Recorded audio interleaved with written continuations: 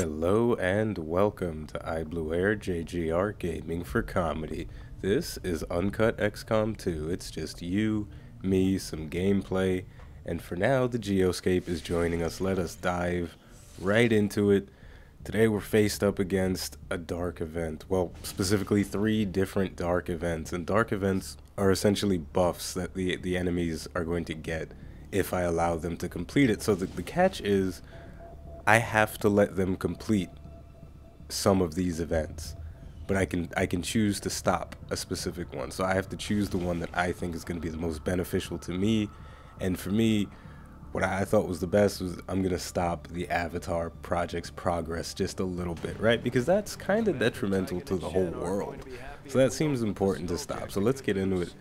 As you can see, the squad is looking pretty good right now. We've only got one new guy, and we've also got Corporal Ross Rose. We're starting to customize a little bit. You know, we're starting to make our soldiers really unique and starting to make them really personable, and that's really cool. It's a lot of fun.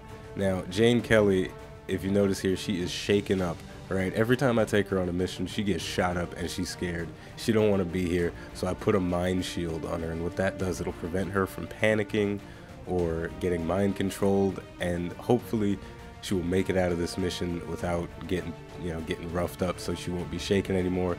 Also, Ross Rose, he is holding an item called the Skulljack, but we're going to talk a little bit more about that as soon as Central gives us the mission briefing. So let's get on that Sky Ranger and fly off and listen to what this guy has to say. The Resistance set up a data tap on the Advent network through an access point in this area, and they've been retrieving data critical to the aliens' latest operation. Unfortunately, Advent picked up on the signal and are moving to destroy the emplacement. We need to move in and eliminate any hostile forces threatening that device. Okay, so that doesn't sound like too complicated of a mission, and that's part of the reason why I brought the Skulljack with me. Now, this item, it's basically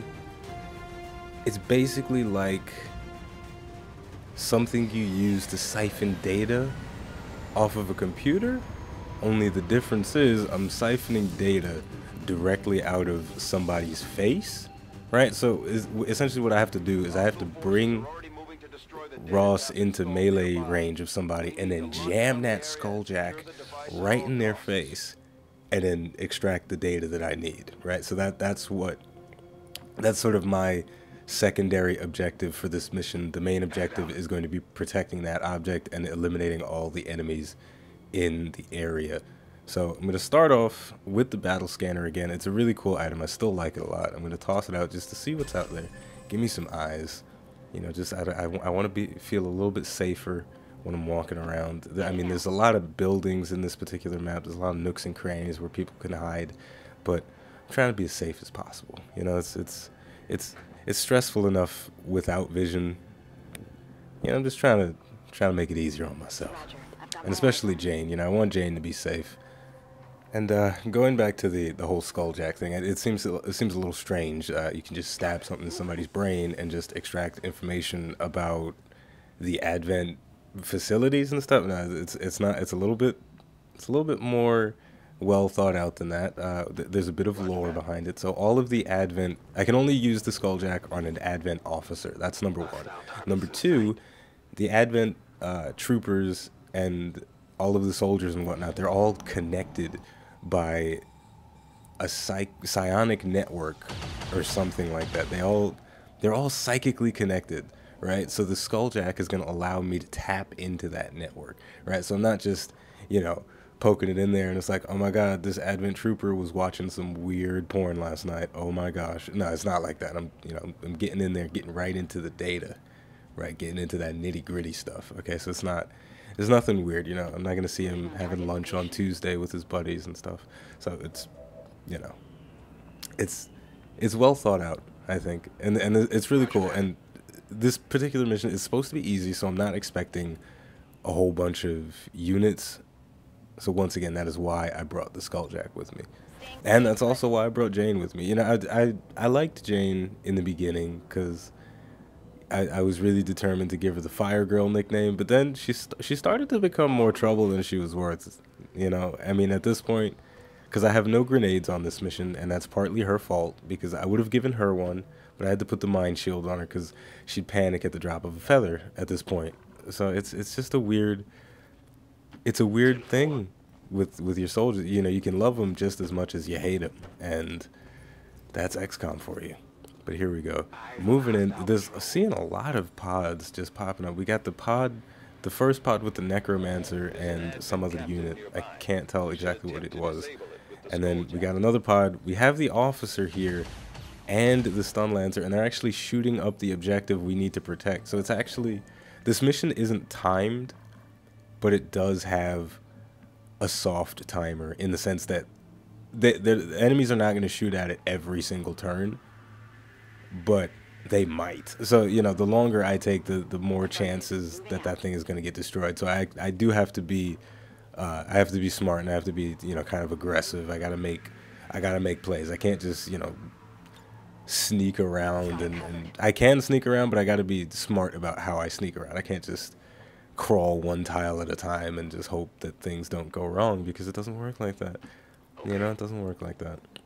So here we go. I am in a very good position. I have a lot of vision on stuff.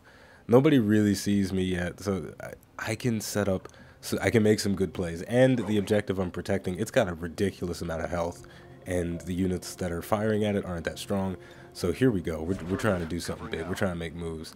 Now, Brian Arnold, unfortunately, is not in a good position to get off any sort of sniper shots, so I'm going to have to move him a little bit. Gonna put him on pistol overwatch. And here we go. Ross Rose, new man on the squad. He is about to take a shot. Can he land it? Can he set up this ambush well? Look at that critical. Knocked him out. Done. Well, he's not knocked out. He's dead. So yeah, that works. So we have been revealed, and the mission is getting popping off real early. And the Necromancer, he's not happy. He's like, I'm gonna raise this body. But he's not. I'm hoping I'm not gonna let him. Gonna shoot him. The glass is not gonna break, because why not? And you know, it's just a super door. But either way, we did a lot of damage to that Necromancer, aka the Sectoid. But he's not dead, so he's still a threat. But you know, I don't feel too bad about it, because I believe in the power of the Mind Shield. Jane just shaking it off. She's like, motherfucker, what was that? It's great. It's great. The Mind Shield is actually a really cool thing. You know, I wonder if it has uses outside of putting it on a shaken soldier. You know, I don't think I would have actually put it on her if she wasn't shaken up. Wait a minute, before we continue that, look at the sector. He's like, does somebody see her? Can somebody get her? She got a gun in my face. I just love the way the sectoid points, and it just looks so goofy. But right, I don't know if I would have put the Mind Shield on her if she wasn't shaken up, because I don't know how practical it would be to just say, okay, this particular soldier immune to mind control, and the enemy doesn't know that, which is why he attempted, he, she, it. I don't know if they, what gender the sectoids are, or if they are asexual or whatever. If they lay eggs, maybe they lay eggs. I don't know. Brian Arnold taking in big shots, but right, yeah. So I don't know how practical mind shields are, but it worked in this case. So whatever. RNG was in my favor, and here we go. I have a height advantage on this guy. There's so many different things that, oof, Stun Lancer getting taken out right away before he even gets to Stun Lance anybody. But yeah, there's so many different tactical decisions you can make in XCOM, and it's, even as somebody that played XCOM Enemy Unknown, multiple playthroughs of it, and XCOM Enemy Within, and you know, all that stuff. This, you know, you can still get kind of overwhelmed by it. Now, okay, here we go. See that guy, that Advent Trooper. I need the information that's contained within his brain. I need it. I need that. I need them goodies, right? So, but it's a little scary, right? Because I have to get into melee range to do it, right? So that's number one. That's the problem number one. Problem number two, he's not going to stop shooting at me. Problem number three, there's other units on the field that are going to continue shooting at me. So there are so many things at play that are not in my favor with this whole situation. that makes the Skulljack is turning this easy mission into a potential bloodbath for my guys. So, because if I make a bad play while I'm trying to approach this guy, then he's gonna take me out. If you know, if I get unlucky while I'm trying to approach him, you know, because I'm not trying to kill him. I don't want him to die, because you can't extract information from his dead body. It's just too much. It's too much is going on. It's too much is going on. So I'm trying to keep Jane safe, though. I'm moving her in the building, just moving her very slowly, very delicately. She's actually pretty much out of combat at this point. She's really far away from all the action, but that's okay, because honestly, she just needs to make it out of this mission without dying. But here we go. Forget about Jane right now. Ross is about to start making moves. Okay, my man has got to get off this building, and then what he's got to do is he's got to get around behind that guy and stab him in the face. So once again, we're coming back to that tension theme. XCOM 2 knows how to bring the tension. So did the other XCOM, the original XCOM Enemy Unknown. It brought the tension as well, but I feel like it's just so amplified in this iteration of the game. Now here we go. I'm about to do something cool. I brought a flashbang with me. I gave the rookie a flashbang because I knew that if he can mess up so many things, but you can't mess up a flashbang, because look at that radius. You can't screw that up. So here we go, tossing the flashbang. Now he's disoriented. He's got a very high chance to miss, so I feel comfortable and confident that I can move into a slightly vulnerable position, or I can get, you know, a little bit closer to him on the next turn, or whatever the hell I'm gonna do. I just feel more comfortable with whatever decision that I'm going to make at this point, right? And his mobility is reduced because he's disoriented, he's reloading and stuff. He's not really doing anything. And here we go.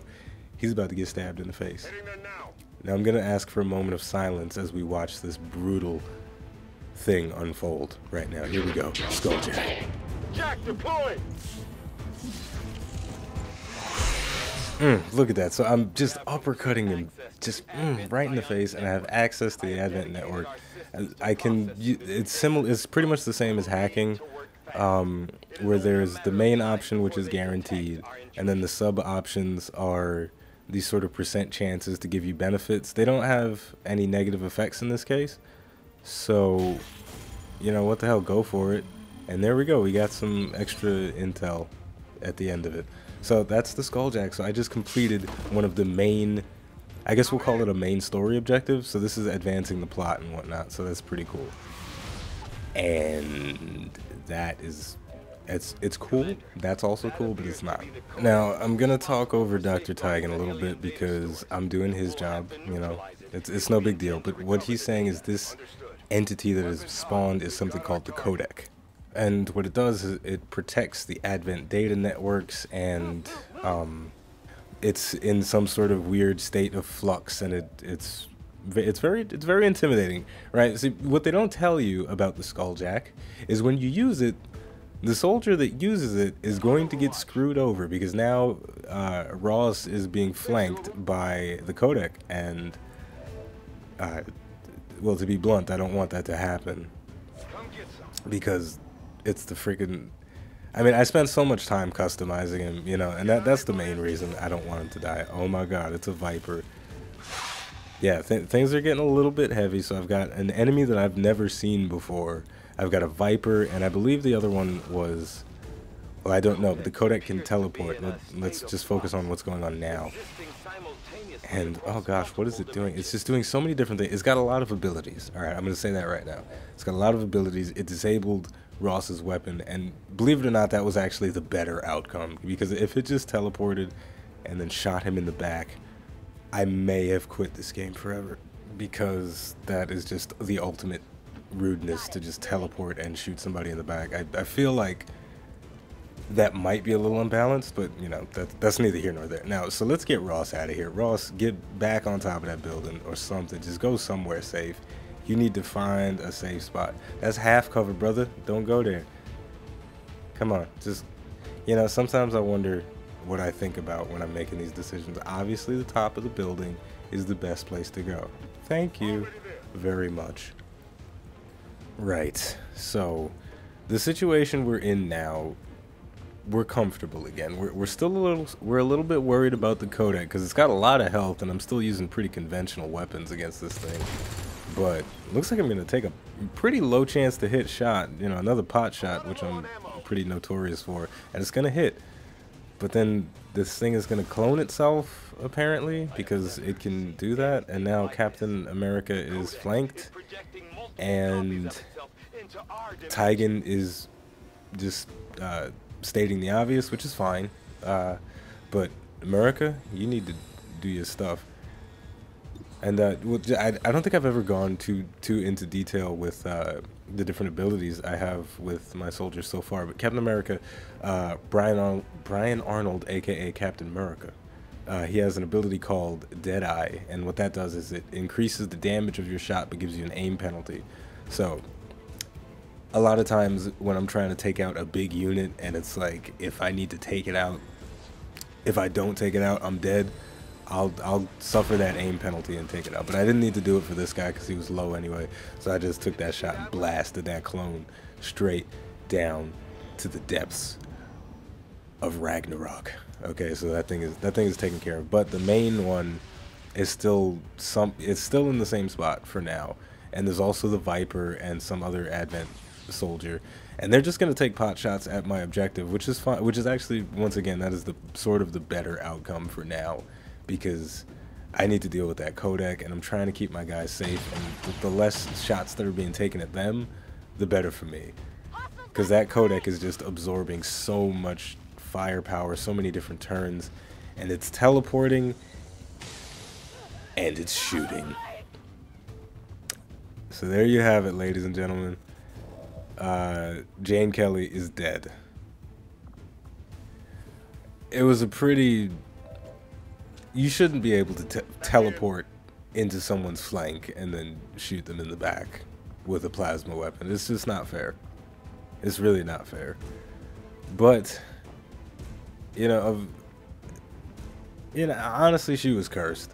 She was cursed, honestly. And truth be told, I hate to say this, but I'd rather it be her than Captain America, which is why I didn't restart this mission when she died. And you know what? Instant revenge. There you go. So the Kodak is down.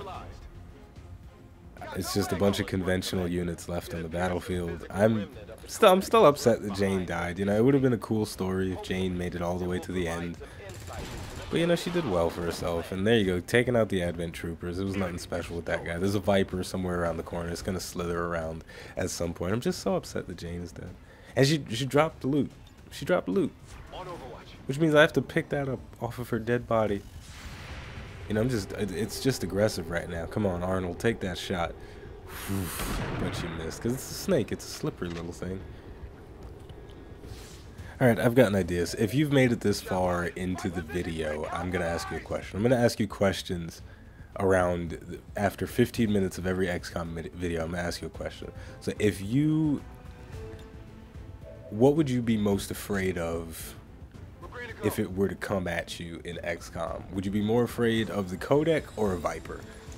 Right, so you're laying in bed, it's late at night. Boom, shot the Viper in the face. No, so you're laying in bed, it's late at night, and then you toss and turn a little bit, you wake up, and you look up, the first thing you see, would you be more afraid if it's a Viper or a Kodak? That's the real question. Me personally, I think I would have to go with the Viper. But yeah, whatever. That's a fun question, isn't it? I guess. I don't know. Audience participation. That Viper is so strong, though. It's ridiculous. Anyway, let's get back to the game. Here we go. What's the Viper gonna do? It's gonna slither a little bit, trying to get real close. What's it gonna do? It's gonna try and tongue me from below me while I'm on top of a building. That just seems ridiculous. I mean, that's like a 30-foot tongue or something. That's insane. That's completely insane. Just imagine that in real life. A 30-foot... Well, first of all, the snake itself is like 8 feet tall, and it's like... I don't even want to think about it. It's not that I have a problem with snakes, it's just... The whole idea of the world being ruled by these aliens it's pretty intense. But that was the last enemy on the field. So there we go. We cleaned up the mission. Jane Kelly is dead, and she's never coming back. I mean, I could remake a new soldier and name her Jane Kelly, but that feels wrong in so many ways. Maybe I'll make her sister. You know, maybe, so you know, whatever. So there we go. We did it. We completed the dark event. So we set back the Avatar project a little bit. We also completed the Skulljack mission, so that advanced the story a little bit. And that's cool. And Corporal Ross Rose getting all the credits apparently, because I mean he was putting in work. He was putting in some serious work in this mission. So there you go. This was one of my favorite missions so far in XCOM 2.